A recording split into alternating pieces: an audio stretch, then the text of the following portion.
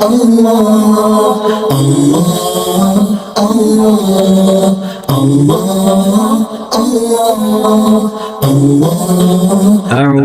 بالله من الشيطان الرجيم بسم الله الرحمن الرحيم الحمد للہ رب العالمین والصلاة والسلام علی سید المرسلین وعلی آلہ واصحابہ اجمعین اما بعد رب اشرح لی صدری ویسر لی امری واحلل عقدۃ من لسانی یفقہوا قولی رب زدنی علما رب یسر ولا تعسر وتمم بالخیر اما بعد اعوذ باللہ من الشیطان الرجیم بسم اللہ الرحمن الرحیم معزز سامعین السلام علیکم ورحمۃ اللہ وبرکاتہ۔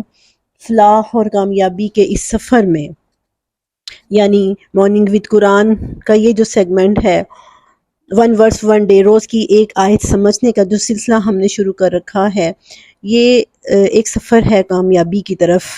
جو انسان دنیا میں کامیاب ہو جاتا ہے یقیناً اس کی آخرت بھی کامیاب ہو جائے گی، آخرت میں بھی وہ کامیاب و کامران رہے گا۔ اور دنیا کی کامیابی اور دنیا کی فلاح کا ضامن جو ہے وہ قرآن ہے۔ اگر آپ قرآن کے قریب ہوتے ہیں، قرآن کو سیکھنے میں آپ ٹائم لگاتے ہیں، اس کو سیکھنے میں، اس کو سمجھنے میں، اور پھر اس کو سمجھ کر صرف یہ نہیں کہ تفسیر کی حد تک سمجھنا ہے، اس کو اپنانے کے لیے، اس سے اپنے عمل کو بدلنے کے لیے اور اس سے اپنی زندگی کو بدلنے کے لیے ہم نے اس کو سمجھنا ہے۔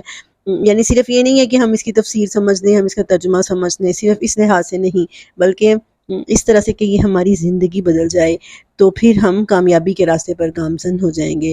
کیونکہ اللہ تعالیٰ نے قرآن پاک میں فرمایا ہے کہ یہ اللہ کا فضل ہے اور هو خیر مما یجمعون، یہ ہر اس چیز سے بہتر ہے جو کہ تم جمع کرتے ہو، جو مال و دولت، جو ساز و سامان اور جو کچھ بھی تم جمع کرتے ہو، پراپرٹیز ہیں، وہ پراپرٹیز کی صورت میں ہیں، جیولری کی صورت میں ہے، یا دنیاوی لحاظ سے جو سٹیٹس بھی تم کماتے ہو، اپنے بچوں کو اچھے سے اچھے اور مہنگے سے مہنگے اسکولوں میں پڑھا کر تاکہ وہ اچھی جاب پہ لگ جائیں اور اچھا بزنس کرنے کے قابل ہو جائیں، ان سب سے بہتر یہ ہے کہ اس قرآن کو سمجھو، یہ سب سے بہتر ہے۔ ہوا خیر مما یجمعون۔ تو آج جو ہے وہ ہم نے سورۃ بقرہ کی آیت نمبر 192 کو ہم سمجھیں گے، اور 192 کو آیت کا ترجمہ کرنے سے پہلے ہم تھوڑا سا پیچھے دیکھتے ہوتے ہیں کہ پیچھے کیا بات چلی آ رہی تھی۔ پیچھے بات چلی آ رہی ہے، اللہ رب العزت نے اب مدینے میں موجود مسلمان چونکہ ایک ریاست کی صورت اختیار کر چکے ہیں، تو اللہ نے اب ان کو جہاد کا حکم دیا ہے، قتال کا حکم دیا ہے کہ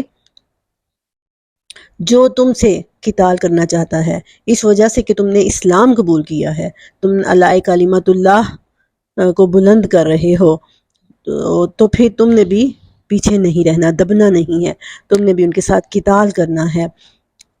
اب یہاں پر ایک اعتراض کیا جاتا ہے، اسلام پر ایک اعتراض کیا جاتا ہے کہ یہ ٹالریٹ نہیں کرتا، یہ اپنے فالورز کو کیا کہتا ہے کہ قتال کرو، جہاد کرو۔ اگر ایسا ہوتا، اگر یہ اعتراض ہوتا، تو پھر تو ہمارے ہر بچے کے ہاتھ میں کلیشن کوفر گن ہوتی، ہمارے ہسبینڈ گھروں سے نکلتے تو گنز لے کے ساتھ جاتے کہ جہاں کوئی کافر نظر آئے اس کے قتل کر دو۔ ایسا نہیں ہے۔ اسلام اگر دبنے والا مذہب نہیں ہے تو وہ اسلام ہی وہ مذہب ہے جس کے اندر آپ کو سب سے زیادہ سپیس نظر آئے گی، آپ کو سب سے زیادہ لچک نظر آئے گی۔ آپ یہ دیکھیے، اگر ایسا ہوتا تو پورے مکی دور پر ایک نظر ڈالیے، کیا چند مسلمان مل کر ابو جہل کو قتل نہیں کر سکتے تھے؟ کیا مسلمانوں کا ایک گروہ مل کر ابو لہب کے گھر پر حملہ کر کے اس کا کام تمام نہیں کر سکتا تھا؟ ابو طالب کا قصہ تمام نہیں کر سکتے تھے یہ لوگ؟ عقبہ، عتبہ، شیبہ، ولید، یہ سارے جو بڑے بڑے دشمن تھے، کیا مسلمان اتنی تعداد میں ہو نہیں گئے تھے کہ وہ جو ہے وہ دارالندوا پر حملہ کرتے اور ان بڑے بڑے سرداروں کو قتل کر دیتے؟ لیکن اللہ کا حکم کیا تھا؟ صبر کرنا ہے، بار بار صبر کرنے کا حکم، بار بار اللہ کے راستے میں استقامت اور برداشت کا حکم آیا۔ حضرت بلال رضی اللہ تعالیٰ عنہ کے ساتھ کیا کچھ نہیں ہوا؟ آپ جانتے ہیں کیسے ان کو تپتی ریت پر، ان کے برہنہ جسم کے ساتھ ان کو تپتی ریت پر اور ان کے سینے پر پتھر رکھ کر لٹایا جاتا۔ حضرت عمار بن یاسر کے ساتھ کیا کچھ نہیں ہوا؟ ان کے والد اور والدہ اسلام کے سب سے پہلے شہید ان کی آنکھوں کے سامنے شہید ہوئے۔ حضرت سمیہ کو کیسے بے رحمانہ قتل کیا گیا۔ کون کون سا ظلم ہے، کون کون سا ستم ہے جو مکہ کے مسلمانوں پر نہیں ڈایا گیا، اور انہوں نے کیا کیا؟ صبر کیا۔ اللہ کے رسول نے ان کو صبر کا درس دیا۔ جب مسلمانوں نے آ کر یہ کہا کہ اللہ کے رسول متى نصر اللہ، اللہ کی مدد کب آئے گی، تو آپ نے فرمایا اتنی جلدی تھک گئے ہو، تم سے پہلے قوموں کے ساتھ کیا کچھ نہیں ہوا، ان کو تو آرے کے نیچے رکھ کے کاٹ دیا گیا، لوہے کی کنگھیوں کے ساتھ ان کے جسموں کو چیرا گیا، لیکن اور آگ کے الاؤ میں ان کو ڈالا گیا، صرف اس وجہ سے کہ قالوا ربنا اللہ، انہوں نے کہا تھا ہمارا رب اللہ ہے۔ مکے کی پوری زندگی صبر، تحمل، برداشت کے ساتھ گزارنے والے مسلمان، کیا ہم کہہ سکتے ہیں کہ اس مذہب کے اندر ٹالریٹ نہیں ہے؟ جارحانہ مذہب ہے، ظلم کرنے کا کہتا ہے؟ نہیں۔ آپ دیکھیے آیت کے الفاظ پر غور کیجیے، آیت نمبر 91 جو ہم نے پڑھی ہے، اگر وہ قتل کریں تو تم نے قتل کرنا ہے، اگر وہ تمہیں گھروں سے نکالیں تو تم نے ان کو گھروں سے نکالنا ہے، اگر وہ مسجد حرام کا احترام ختم کریں گے تو تمہیں بھی کرنا پڑے گا۔ اب تم ایک سوسائٹی ہو، اب تم ایک ملک بن چکے ہو، اب تمہارا فرض ہے اپنے شہریوں کی حفاظت کرنا، اور اعلی کلمت اللہ کے لیے جہاں جہاں بھی انسانیت پر ظلم ہو رہا ہے ان کو انسانوں کے ظلم سے نکالنا اب تمہارا فرض ہے، اب تم نے دب کر نہیں رہنا۔ آگے اللہ رب العزت نے کیا فرمایا ہے اگلی آیت میں، آئیے دیکھتے ہیں۔ اللہ تعالیٰ فرما رہے ہیں سورۃ بقرہ آیت نمبر 192 میں، اللہ رب العزت فرما رہے ہیں اعوذ باللہ من الشیطان الرجیم بسم اللہ الرحمن الرحیم فَإِنِ انْتَهَوْا، اگر وہ باز آ جائیں، فَإِنَّ اللَّهَ غَفُورٌ الرحیم، بے شک اللہ تعالیٰ بخشنے والا ہے، رحم کرنے والا ہے۔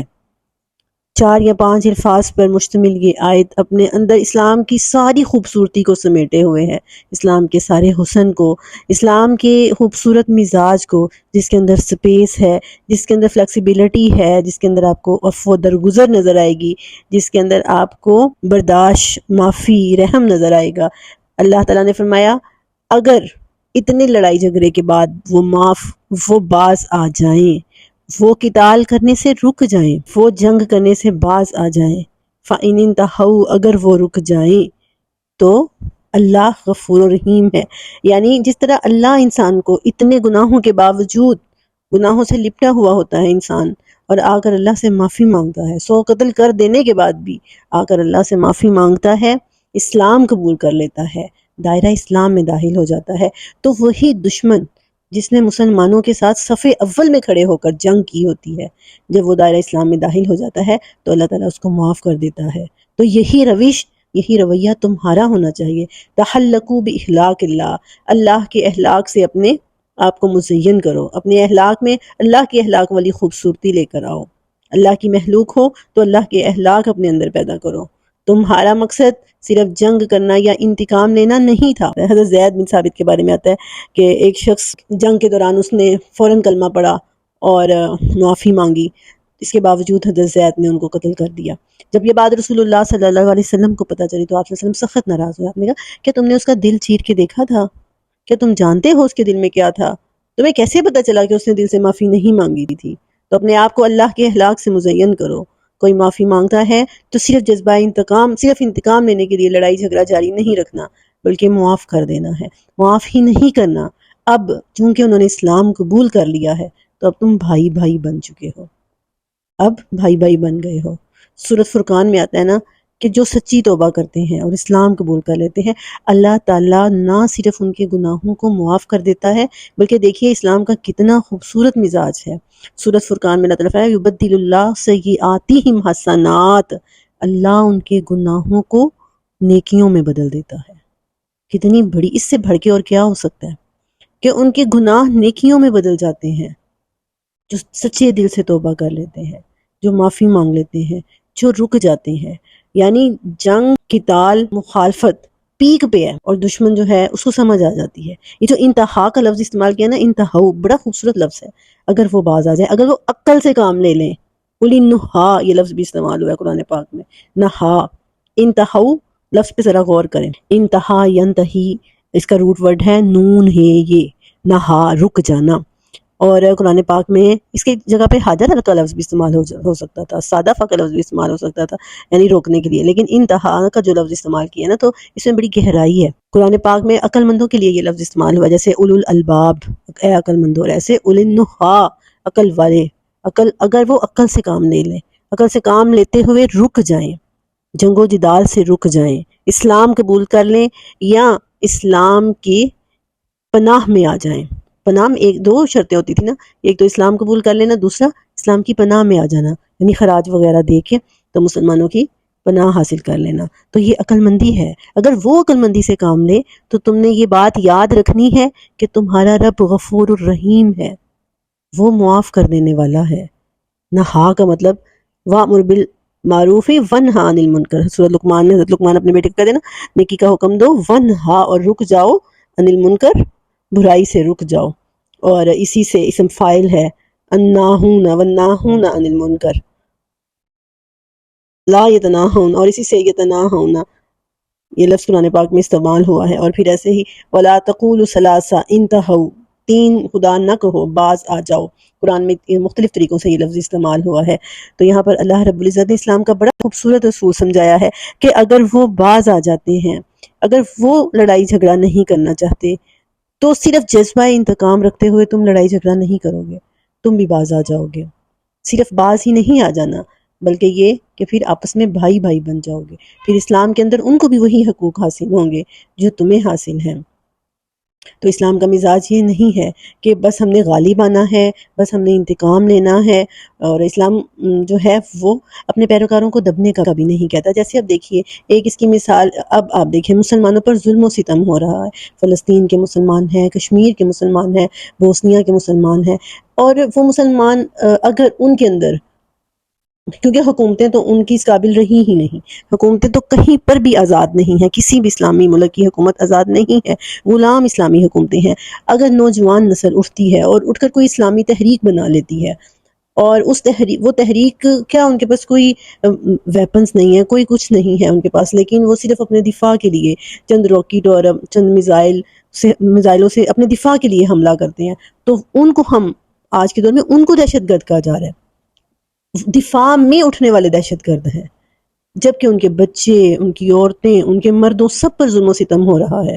جو ظلم و ستم کر رہے ہیں ان کو ظالم نہیں کہا جا رہا، جو اپنے دفاع کے لیے اٹھ رہے ہیں ان کو ظالم کہا جا رہا ہے۔ مثلا یہ معاہدہ ایک قرار دیا گیا ہے کہ اسرائیل ظالم نہیں ہے، فلسطین والے ظلم کر رہے ہیں۔ یہ مطلب ایک شک تھی یا کوئی دفعات تھی اقوام متحدہ کی جس میں یہ تھا کہ جی فلسطین کو ظالم قرار دیا جائے، اسرائیل کو نہیں، فلسطین کو ظالم قرار دیا جائے۔ بچپن سے ہم سنتے آ رہے ہیں فلسطین پر کس طرح سے ظلم و ستم ہو رہا، مطلب جو اپنے دفاع کے لیے اٹھے گا اس کو ظالم قرار دے دو، مطلب یہ جس کو کہتے ہیں نا الٹی گنگا بہنا، کہ ظلم بھی کرے، جو ظلم کر رہا ہے اس کو ظالم بھی نہ کہا جائے۔ تو اسلام نے کیا ہمیں سکھایا ہے؟ اسلام نے تو وہ قوانین سکھا دیے ہیں جو اور کسی مذہب نے نہیں سکھائے، جبکہ پہلے یہ کہا جاتا تھا کہ جی جنگ میں سب کچھ جائز ہے، اب کچھ بھی کر سکتے ہیں۔ عورتوں کے ساتھ ظلم و ستم کیا جاتا تھا، ان کی عصمت دری کی جاتی تھی۔ جب انڈیا اور پاکستان علیحدہ ہوئے تب اتنی عورتوں کی عصمت دری کی گئی، بچوں کو قتل کیا گیا، گھروں کو جلایا گیا سکھوں کی طرف سے، جبکہ اسلام وہ مذہب ہے۔ آپ کبھی تاریخ کو اٹھا کے دیکھیں کہ وہ یہی سمجھ رہے ہوتے تھے، ایران پر جب مسلمانوں نے کسریٰ کی حکومت ختم کی ہے، مسلمان مجاہدین میں صحابہ کرام تھے، وہ صف اول کے مجاہدین تھے، انہوں نے جب ایران پر فتوحات کا سلسلہ شروع کیا، اور فتوحات کے بعد جب وہ ان علاقوں میں داخل ہوتے تھے تو وہاں کے لوگ ڈرے اور سہمے ہوئے ہوتے تھے کہ اب جی ہمارے گھروں کو آگ لگا دی جائے گی، ہماری عورتوں کو قیدی بنا لیا جائے گا، ہمارے بچوں کو قتل کر دیا جائے گا، لیکن مسلمانوں نے ایسا کچھ بھی نہیں کیا۔ وہ حیران اور پریشان، اور پھر مسلمانوں کے حسن سلوک کی وجہ سے، کہتے ہیں نا کہ اسلام تلوار کے زور پہ پھیلا، ایسا نہیں ہے، اسلام مسلمانوں کے حسن سلوک کی وجہ سے پھیلا۔ کہیں پر بھی تاریخ کے اوراق آپ اٹھا کر دیکھیں، جنگ قادسیہ کی آپ تاریخ پڑھیں، جنگ نہروان کی آپ پڑھیں، آپ کوئی بھی، ایون کہ آپ محمد بن قاسم نے جب آ کر برصغیر کے اندر اسلام پھیلایا تھا، آپ اس چیز کو دیکھ لیں، کبھی کسی مسلمان نے کسی کافر کو یہ نہیں کہا تھا کہ آپ اسلام قبول کر لیں، صرف ان کے حسن سلوک سے متاثر ہو کر کافر اسلام قبول کرتے تھے۔ عفو درگزر اسلام کا ایسا حسن ہے، اور ایسے جو جنگ کے قوانین اسلام نے دیے نا وہ اتنے خوبصورت قوانین ہیں کہ کسی کھیت کو نہیں جلانا۔ اب دیکھیں کھیتوں تک کا پھل والے درخت نہیں کاٹنے، درختوں کا احترام، پھل کا احترام، کسی عورت پر ہاتھ نہیں اٹھانا، کسی بچے پر ہاتھ نہیں اٹھانا۔ اگر کوئی یہ کہہ دے، اگر کوئی باز آ جائے اور دائرہ اسلام میں داخل ہو جائے تو اللہ کی رحمان ہونے کی صفت کو یاد رکھنا ہے اور اس کو معاف کر دینا ہے۔ مسلمانوں نے یہ کیا ہے۔ ضرورت یہ ہے کہ ہمیں اپنے شجر سے پیوستہ ہونے کی ضرورت ہے، پیوستہ رہ شجر سے امید بہار رکھ۔ اور پھر یہ ہے کہ ہمیں اپنی تاریخ سے وابستہ ہونے کی ضرورت ہے۔ اگر ہم اپنی تاریخ پڑھیں تو جب مسلمان عروج پر تھے، جب مسلمان غالب آ رہے تھے، ان جنگوں کے ہم حالات پڑھیں، ان جنگوں کی ہم جو ہے قصے پڑھیں اور سنیں، تو پھر ہمیں سمجھ آتی ہے کہ مسلمان ظالم نہیں تھے۔ مسلمانوں نے حسن سلوک کی بہترین مثالیں قائم کی تھی۔ اس سلسلے کے لیے میں نے ایک اپنے دوسرے چینل پر ایک سلسلہ شروع کر رکھا ہے اسلامی تاریخ کا، جس میں نسیم حجازی کے ناول شروع کیے ہیں تاکہ ہماری نوجوان نسل جو ہے وہ اپنی تاریخ سے، اپنی ہسٹری سے وابستہ ہو سکے۔ تو آپ لوگ بھی ضرور سنیے گا۔ خاص طور پہ بڑا ہی خوبصورت ناول ہے نسیم حجازی کا قافلہ حجاز، جس میں شروع کے مسلمان جنہوں نے ایران فتح کیا تھا ان کی فتوحات کا ذکر ہے، اور پھر مسلمانوں کی کامیابیوں کا، مسلمانوں کے حسن سلوک کا۔ میں نیچے لنک شیئر کر دوں گی، آپ لوگ ٹائم نکال کے ضرور سنیے گا۔ جو لوگ دلچسپی رکھتے ہیں اپنی تاریخ کو جاننے کی، وہ ضرور جو ہے وہ اس سے استفادہ کریے گا۔ تو آج ہم نے آیت نمبر 192 میں بڑا ہی خوبصورت اسلام کا وہ مزاج سمجھا ہے کہ اسلام ہمیں کس طرح سے ٹالرنس سکھاتا ہے۔ اللہ تعالیٰ ہمیں قرآن کو سمجھنے اور پھر اس کو اپنی عملی زندگی کا حصہ بنانے کی توفیق عطا فرمائے۔ آمین۔ وآخر دعوانا ان الحمد للہ رب العالمین۔